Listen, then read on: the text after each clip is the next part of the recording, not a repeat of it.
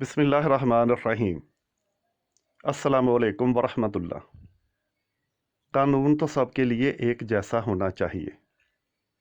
آج کی ویڈیو چند احادیث مبارکہ پر مبنی ہے۔ اللہ تعالیٰ سے دعا ہے کہ یہ سب سننے کے بعد اللہ تعالیٰ عمل کرنے کی توفیق عطا فرمائے، آمین۔ احادیث شروع کرنے سے پہلے چند الفاظ قرآن پاک سے۔ سورہ ہود کی آیت نمبر 86۔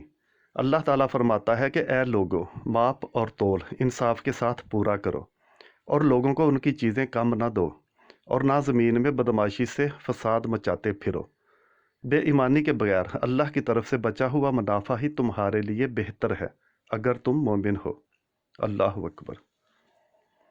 جی تو شروع کرتے ہیں سنن نسائی کی ایک حدیث سے، اور نمبر ہے اس کا 2536۔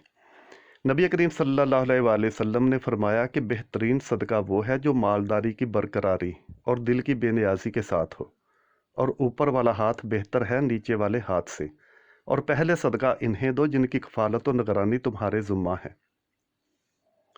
دوسری حدیث ہے صحیح مسلم سے، اور نمبر اس کا 262۔ رسول پاک صلی اللہ علیہ وآلہ وسلم کا فرمان مبارک ہے کہ ہلاکت میں ڈال دینے والی 7 چیزوں سے بچو۔ عرض کیا گیا کہ اے اللہ کے رسول صلی اللہ علیہ وآلہ وسلم، وہ ہلاکت میں ڈال دینے والی 7 چیزیں کون سی ہیں؟ تو آپ صلی اللہ علیہ وآلہ وسلم نے فرمایا کہ اللہ کے ساتھ کسی کو شریک ٹھہرانا، جادو کرنا، اور کسی نفس کا قتل کرنا جسے اللہ نے حرام کیا سوائے حق کے، یتیم کا مال کھانا، سود کھانا، جہاد سے دشمن کے مقابلہ میں بھاگنا، اور پاک دامن عورتوں پر بدکاری کی تہمت لگانا۔ اب آخر میں یہ حدیث یعنی قانون تو سب کے لیے ایک جیسا ہونا چاہیے۔ صحیح بخاری کی 2648 اور صحیح مسلم سے 1688۔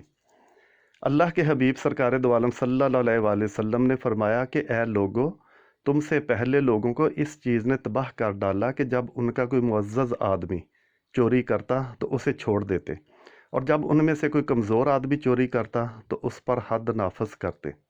اللہ کی قسم، اگر فاطمہ بنت محمد صلی اللہ علیہ وآلہ وسلم ورضی اللہ تعالی عنہا بھی چوری کرتی تو میں اس کا ہاتھ کاٹ دیتا۔